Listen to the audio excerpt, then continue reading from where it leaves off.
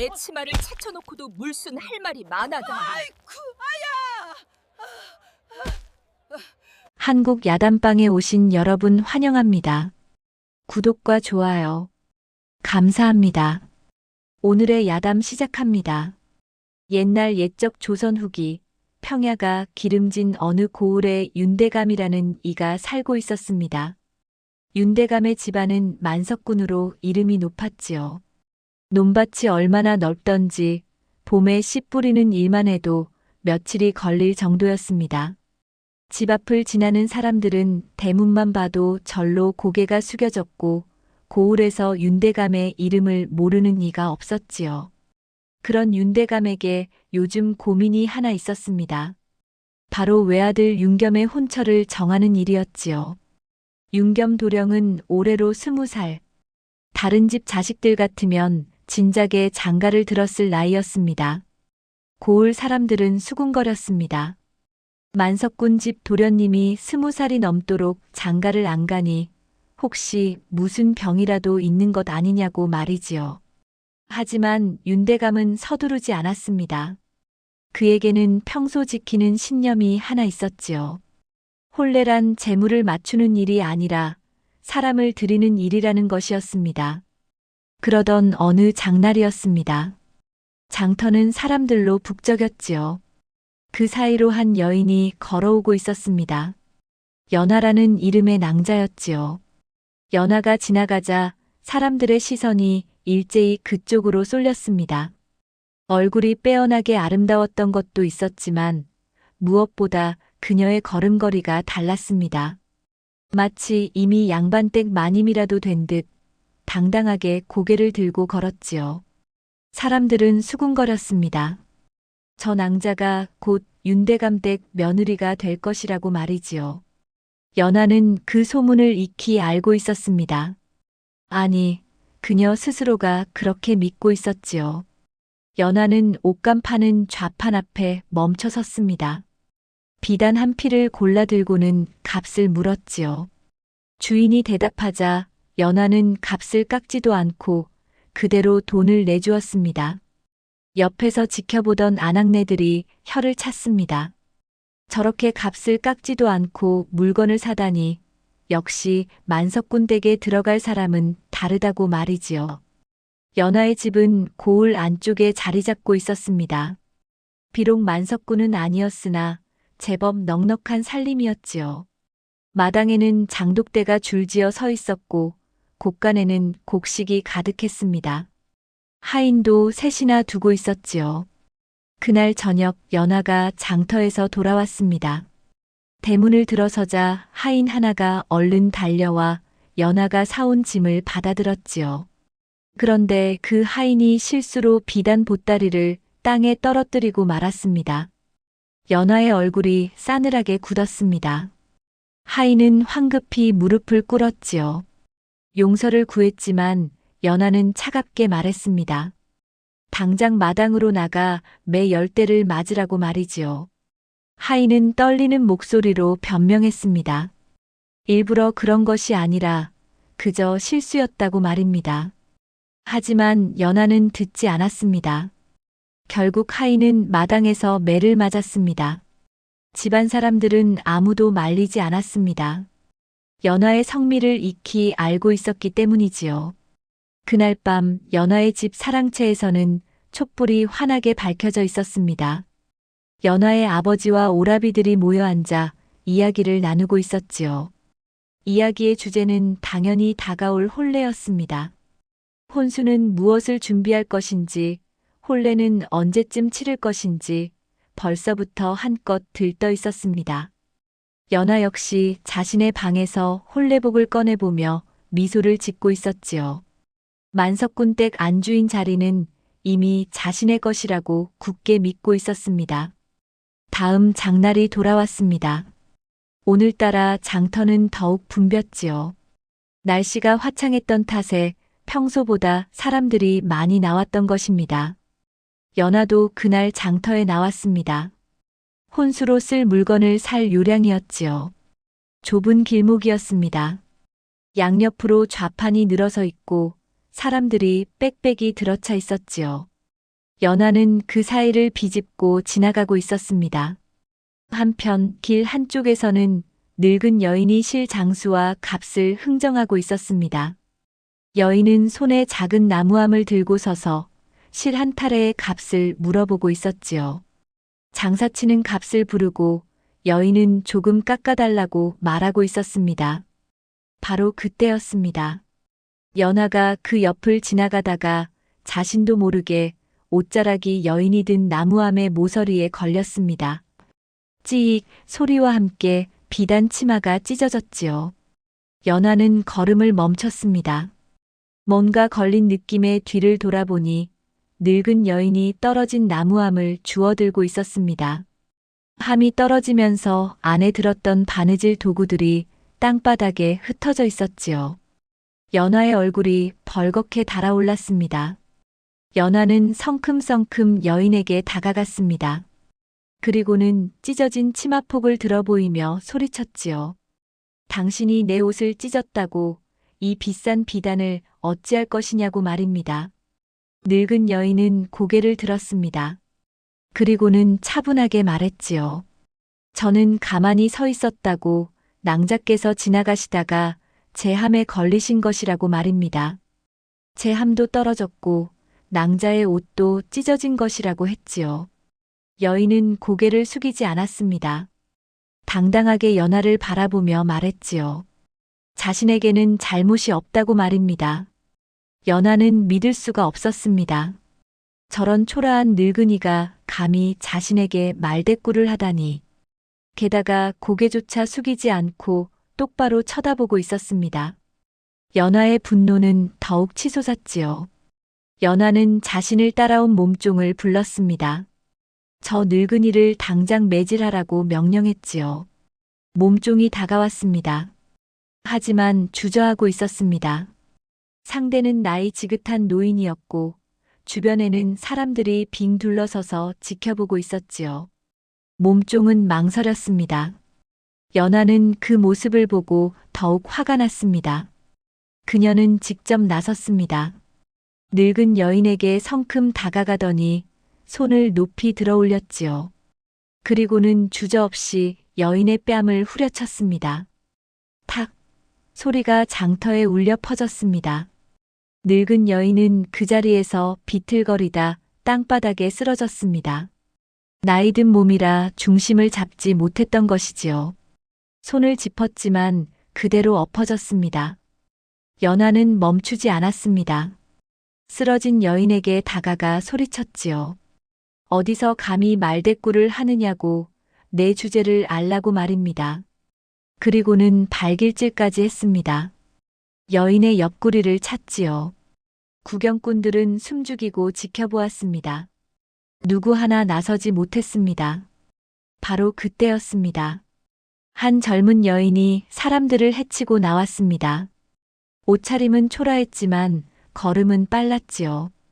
그녀는 쓰러진 노인과 연하 사이에 섰습니다. 그리고는 연하를 똑바로 바라보며 말했습니다. 너무 하시는 것 아닙니까? 어르신께 무례하십니다. 연하는 그 여인을 위아래로 훑어보았습니다. 누더기나 다름없는 옷을 입고 있었지요. 연하는 비웃었습니다. 당신이 뭔데 나서느냐고 상관도 없는 일에 끼어들지 말라고 했습니다. 젊은 여인은 물러서지 않았습니다. 상관없는 일이 아니라고 사람이 사람을 저렇게 대해서는 안 된다고 말했지요. 연하와 젊은 여인은 서로 마주보며 말을 주고받았습니다. 연하는 목소리를 높였고 젊은 여인은 차분했지만 단호했습니다. 결국 연하는 참지 못하고 그 여인에게도 손을 들었습니다. 따귀를 날리려 했지요. 하지만 젊은 여인은 재빨리 연하의 손목을 붙잡았습니다. 그만하십시오. 이미 충분히 하셨습니다. 연하는 손목을 빼내려 했지만 젊은 여인의 소나기가 단단했습니다. 두 사람은 그렇게 한참을 서로 마주보고 섰지요. 마침내 몸종이 다가와 연하를 말렸습니다. 주변 사람들이 너무 많이 보고 있다고 이제 그만 가시는 게 좋겠다고 속삭였습니다. 연하는 손목을 빼냈습니다. 그리고는 젊은 여인을 노려보며 말했지요. 오늘은 봐주지만 두고 보라고 말입니다. 연하는 몸종을 돌아보며 악을 썼습니다. 왜 진작 말리지 않았느냐고 쓸모없다고 소리쳤지요. 몸종은 고개를 숙인 채 아무 말도 하지 못했습니다. 연하는 구경꾼들 사이를 가르며 성큼성큼 걸어 나갔습니다. 몸종이 황급히 뒤를 따랐지요. 남겨진 젊은 여인은 쓰러진 노인에게 무릎을 꿇고 앉았습니다. 그리고는 조용히 여인을 일으켜 세우기 시작했습니다.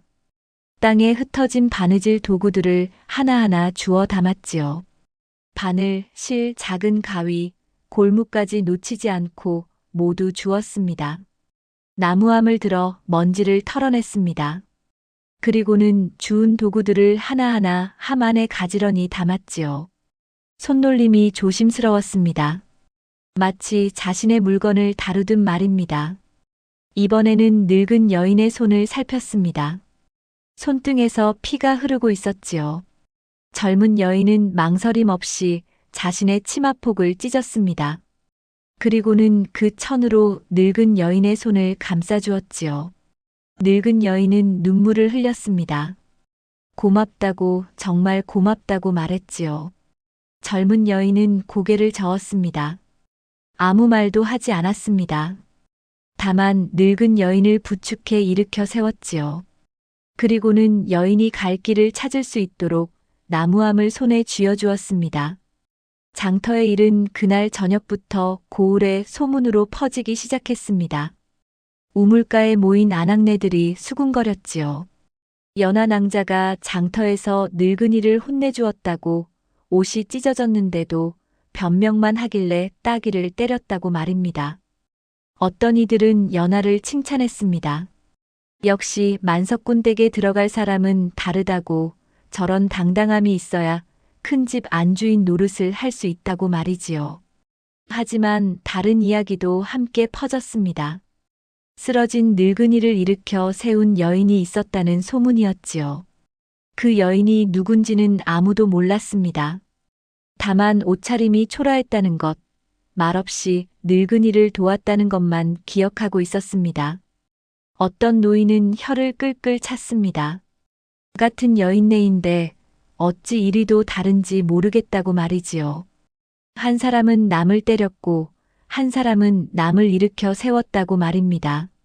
며칠 후 윤대감 댁에 사랑채였습니다. 윤대감이 앉아 책을 읽고 있는데 하인 하나가 조심스럽게 들어왔습니다.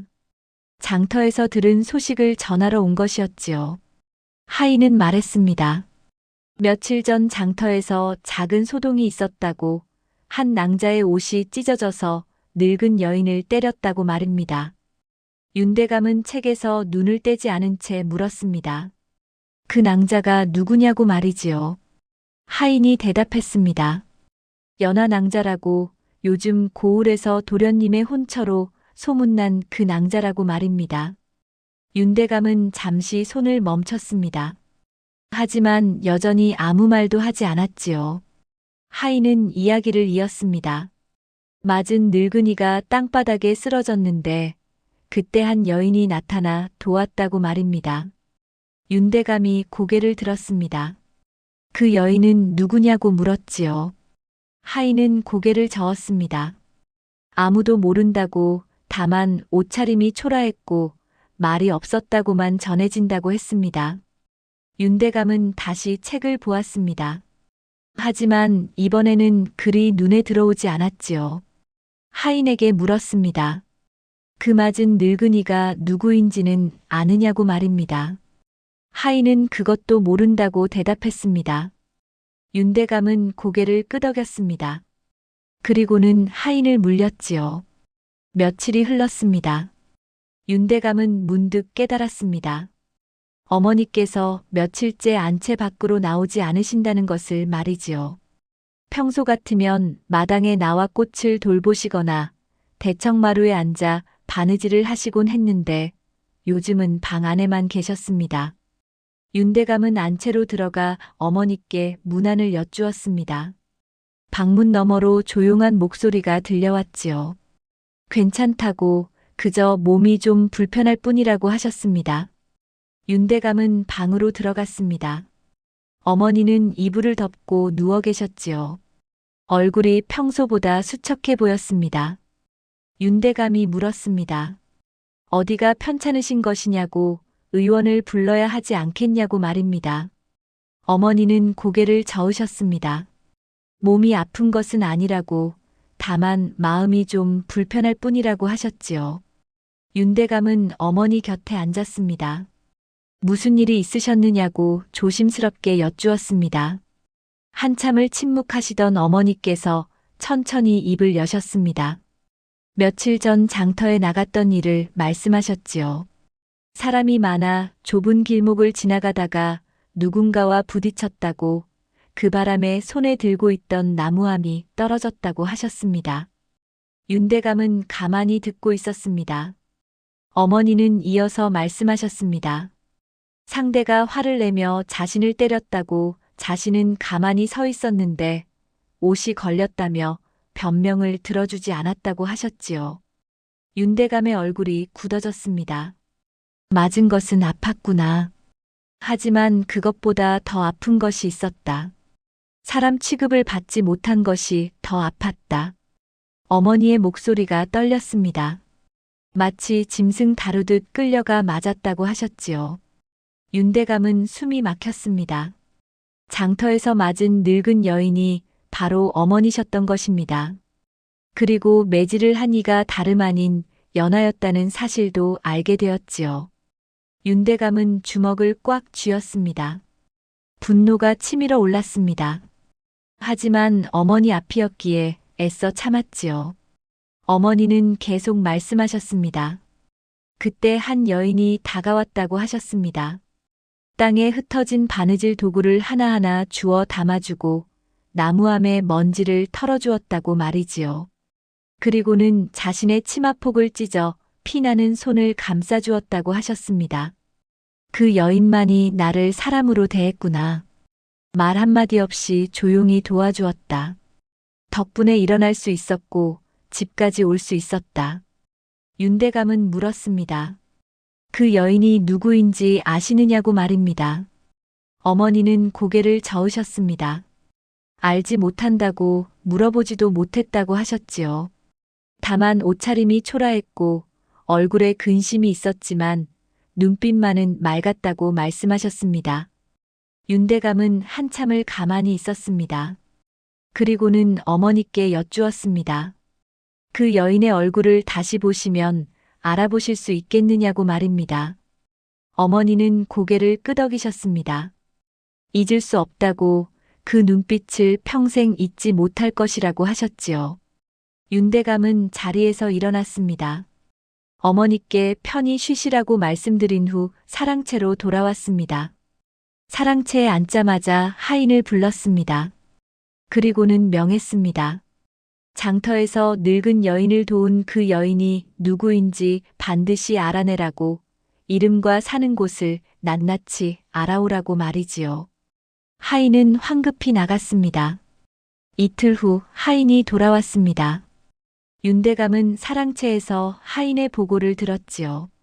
하인은 장터를 다시 찾아가 이곳저곳 물어보았다고 했습니다. 처음에는 아무도 그 여인을 기억하지 못했다고 합니다. 모두들 연하낭자의 일만 기억하고 있었지요. 하지만 한 엿장수가 기억해냈습니다. 자신의 좌판 근처에서 그 일이 벌어졌는데 늙은 여인을 일으켜 세운 이가 있었다고 말입니다. 그 여인은 가끔 장터에 나오는 이라고 고을 외곽 산자락에 산다고 했지요. 하인은 그 말을 듣고 고을 외곽으로 향했습니다. 산자락을 따라 올라가니 작은 초가집이 몇 채 보였지요. 그곳 사람들에게 물으니 소연이라는 여인을 알려주었습니다. 윤대감은 그 이름을 듣는 순간 눈을 크게 떴습니다. 소연. 어디선가 들어본 이름이었지요. 윤대감은 기억을 더듬었습니다. 오래전 일이었습니다. 윤대감이 젊은 시절 과거를 보러 한양으로 올라가던 길이었지요. 산길을 지나는데 도적들이 나타났습니다. 윤대감은 죽을 고비였지요. 그때 한 선비가 나타나 도적들을 설득했습니다. 칼을 쓰는 것보다 말로 풀자고 자신이 가진 것을 나누어 주겠다고 했지요. 결국 도적들은 물러갔고 윤대감은 목숨을 건질 수 있었습니다. 그 선비의 이름이 소진사였습니다. 그리고 그에게는 딸이 하나 있었는데 이름이 소연이었지요. 윤대감은 다시 하인에게 물었습니다. 그 소연이라는 여인의 집안 내력을 아느냐고 말이지요. 하인은 대답했습니다. 10여 년 전 그 집안이 몰락했다고 아버지가 고을 수령의 부정을 고발했다가 오히려 화를 입었다고 합니다. 논밭을 모두 빼앗기고 집까지 빼앗길 뻔했는데 아버지는 그 억울함을 풀지 못하고 세상을 떠났다고 했지요. 이제 소연은 홀로 남아 바느질과 상일로 근근히 살아가고 있다고 했습니다. 윤대감은 깊은 한숨을 내쉬었습니다. 은혜를 베풀었던 이의 딸이 그렇게 어렵게 살고 있었다는 사실도 놀라웠지만 그 소연이 바로 어머니를 도운 여인이었다는 사실이 더욱 놀라웠지요. 윤대감은 마음을 정했습니다. 그는 하인에게 명했습니다. 연하의 집안에 통보를 보내라고 혼사는 없던 일로 하겠다고 말이지요. 하인이 놀라서 되물었습니다. 정말 혼사를 취소하시겠느냐고 말입니다. 윤대감은 단호하게 고개를 끄덕였습니다. 더 이상 말할 것도 없다고 당장 통보를 보내라고 했지요. 하인은 황급히 나갔습니다. 연하의 집안에 짧은 통보가 전해졌습니다. 혼사는 없던 일로 하겠다는 내용이었지요. 연하의 집안은 발칵 뒤집혔습니다. 무슨 일인지, 왜 갑자기 혼사를 취소하는지 아무도 이해할 수 없었습니다. 연하의 아버지는 윤대감 댁으로 달려갔습니다. 대문 앞에서 사정했지만 윤대감은 만나주지 않았지요. 다만 하인을 통해 짧게 말했습니다. 더 이상 할 말이 없다고 돌아가 달라고 말입니다. 연하는 자신의 방에서 울부짖었습니다. 이유를 알 수 없어 미쳐갈 지경이었지요. 준비했던 홀레복을 찢어버리고 거울을 내동댕이 쳤습니다. 집안 사람들은 연하를 원망했습니다. 내가 무슨 잘못을 했길래 이런 일이 생겼느냐고 우리 집안 망신을 시켰다고 말했지요. 연하는 더욱 괴로웠습니다. 자신은 아무 잘못도 하지 않았다고 왜 이런 일이 생겼는지 모르겠다고 울었습니다. 며칠이 지나자 고을에는 소문이 퍼졌습니다. 연하와 윤대감 댁의 혼사가 깨졌다는 소문이었지요. 사람들은 수군거렸습니다. 연하가 무슨 잘못을 했길래 파혼당했는지 혹시 숨겨둔 병이라도 있는 것 아니냐고 말입니다. 뒷말이 무성했습니다. 연하의 집안은 고을의 웃음거리가 되었지요. 연하는 견딜 수가 없었습니다. 이유라도 알아야겠다고 생각했지요. 그녀는 윤대감 댁 하인을 찾아갔습니다. 돈을 쥐어주며 사정했습니다. 제발 이유를 알려달라고, 자신이 무슨 잘못을 했는지 알려달라고 애원했지요. 하인은 난처해하다가 결국 입을 열었습니다. 장터에서 있었던 일 때문이라고 낭자께서 매질했던 그 늙은 여인이 바로 윤대감 댁 대부인이셨다고 말했습니다. 연하는 그 자리에 주저앉았습니다. 귀가 멍했습니다. 장터에서 자신이 때렸던 그 늙은 여인이 윤대감의 어머니였다는 사실을, 그리고 그 자리에 다른 여인이 있었다는 것도 알게 되었지요. 그 여인이 어머니를 일으켜 세우고 돌보았다는 것도 들었습니다. 연하는 비틀거리며 집으로 돌아왔습니다. 방에 들어가 문을 걸어 잠갔지요. 그리고는 그날의 장면을 떠올렸습니다. 땅바닥에 쓰러진 늙은 여인, 흩어진 바느질 도구들, 그리고 그 옆에 무릎을 꿇고 앉아 도구를 주워 담던 여인의 뒷모습. 연하는 그제야 깨달았습니다. 자신이 무엇을 저질렀는지, 그리고 무엇을 잃었는지 말이지요. 연하는 며칠 동안 방에서 나오지 않았습니다. 밥도 먹지 않고 물도 마시지 않았지요. 거울을 보니 자신의 얼굴이 낯설었습니다. 아름다운 얼굴, 당당한 태도, 그 모든 것이 무슨 소용이었습니까? 한순간의 선택이 모든 것을 앗아가 버렸습니다. 연하는 그날의 일을 후회했습니다. 하지만 이미 늦었지요. 돌이킬 수 없었습니다. 윤대감은 하인을 보내 소연을 댁으로 불렀습니다. 며칠 후 소연이 윤대감 댁에 도착했습니다. 소연은 초라한 옷차림이었지만 걸음은 당당했지요. 대문을 들어서며 고개를 깊이 숙였습니다. 사랑채로 안내를 받았고 윤대감 앞에 앉았지요. 소연은 여전히 고개를 숙이고 있었습니다. 자신이 왜 불렸는지 묻지 않았습니다. 다만 조용히 기다리고 있을 뿐이었지요. 윤대감은 소연을 바라보았습니다. 오랜 세월이 흘렀지만 그녀의 눈빛은 여전히 맑았습니다. 윤대감은 천천히 입을 열었습니다. 소연, 그대를 기억하오. 그대의 아버지께서 내게 큰 은혜를 베푸셨지. 소연은 고개를 들었습니다. 놀란 표정이었지요. 윤대감은 이어서 말했습니다. 젊은 시절 한양으로 가던 길에 도적을 만났을 때 그대의 아버지께서 목숨을 구해주셨다고 말이지요. 그 은혜를 평생 잊지 못하고 있다고 했습니다. 소연은 눈시울이 붉어졌습니다. 아버지의 이야기를 듣자 가슴이 먹먹해졌지요. 윤대감은 계속 말했습니다. 그런데 그대의 집안이 어려워졌다는 소식을 이제야 알았다고 미안하다고 말했지요. 그리고 며칠 전 장터에서 있었던 일도 들었다고 했습니다. 그대가 나의 어머니를 도와주었다고 그 은혜를 어찌 갚아야 할지 모르겠다고 말했습니다. 소연은 고개를 저었습니다. 은혜랄 것도 없다고 당연한 일을 했을 뿐이라고 말했지요. 사람이 쓰러져 있으면 일으켜 세우는 것이 사람의 도리라고 했습니다. 윤대감은 소연의 말을 듣고 더욱 감동했습니다. 이 여인이야말로 진정한 사람의 도리를 아는 이라고 생각했지요. 윤대감은 마침내 본론을 꺼냈습니다. 아들 윤겸의 혼처를 찾고 있는데 그대를 며느리로 삼고 싶다고 말했지요. 소연은 깜짝 놀랐습니다. 자신 같은 가난한 여인을 만석군댁 며느리로 삼겠다니 믿을 수가 없었습니다. 소연은 황급히 말했습니다. 자신은 그럴 자격이 없다고, 집안도 가난하고 배운 것도 없다고 말이지요. 윤대감은 고개를 저었습니다. 혼례란 재물을 맞추는 일이 아니오. 사람을 드리는 일이지. 그대야말로 내가 찾던 사람이요. 소연은 한참을 말없이 있었습니다. 그리고는 천천히 고개를 끄덕였습니다. 윤대감의 은혜에 감사하다고, 최선을 다하겠다고 말했지요. 윤대감은 흐뭇하게 웃었습니다. 그리고는 어머니를 모셔오라고 했습니다. 어머니께서 소연을 보시고 확인하셔야 한다고 말이지요. 어머니가 사랑채로 오셨습니다. 소연을 보시자마자 어머니의 얼굴이 환해졌습니다. 바로 그 여인이라고, 자신을 도와준 그 여인이 맞다고 말씀하셨지요.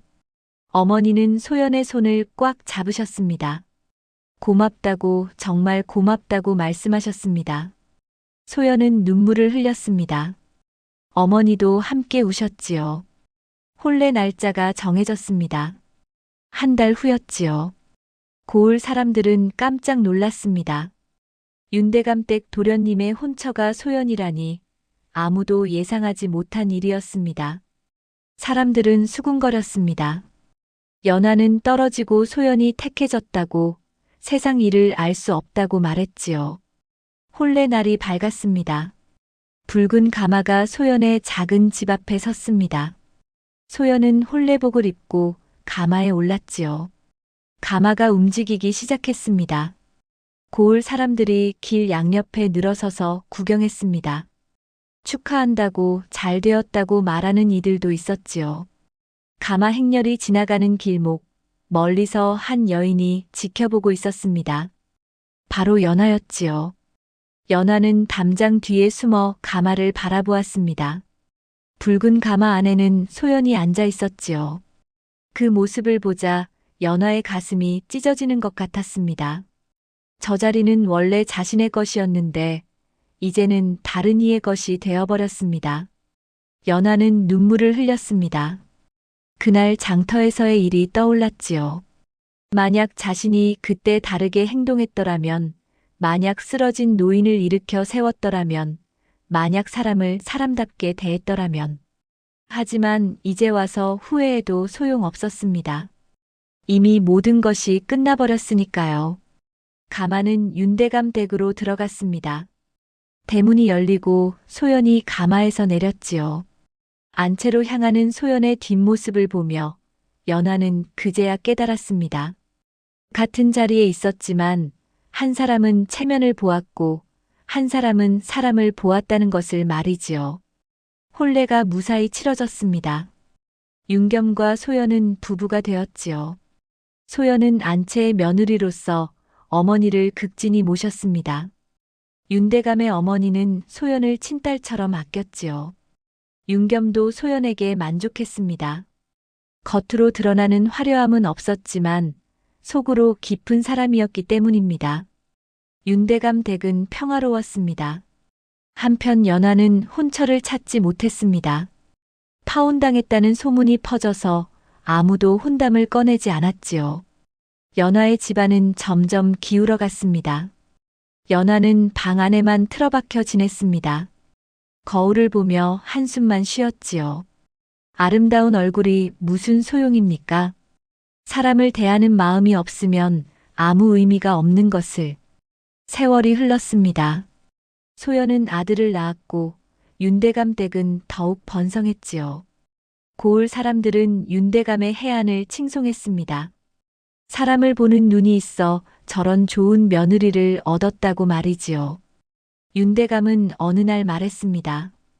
같은 자리에 있었으되 한 사람은 체면을 보았고 한 사람은 사람을 보았다. 그 차이가 평생의 길을 갈랐느니라. 찢어진 비단은 하루의 일이었으나 그날의 태도는 평생의 길을 갈랐습니다. 같은 장터, 같은 순간에 섰던 두 여인. 한 사람은 손을 들어 때렸고 한 사람은 손을 내밀어 일으켰지요. 그 선택이 각자의 운명을 결정했습니다. 연아는 욕망이 닿지 않는 자리로 돌아갔고 소연은 만석군 댁 안주인이 되었습니다. 옛말에 이런 말이 있습니다. 사람은 옷이 아니라 마음으로 입는다고 말이지요. 아무리 화려한 비단을 걸쳐도 마음이 추하면 누더기나 다름없습니다. 반대로 아무리 초라한 옷을 입어도 마음이 따뜻하면 비단보다 귀하지요. 연아와 소연의 이야기가 바로 그것을 보여줍니다. 여러분도 기억하시기 바랍니다. 한순간의 선택이, 한순간의 태도가 평생을 좌우할 수 있다는 것을 말입니다. 사람을 대할 때는 겉모습이 아니라 사람 자체를 보아야 합니다. 그것이 진정한 사람의 도리이지요. 다음 영상을 빠르게 만나보시려면 좋아요와 구독을 눌러주세요. 그럼 더 재미있는 영상으로 찾아뵙겠습니다. 모두 행복한 하루 보내세요.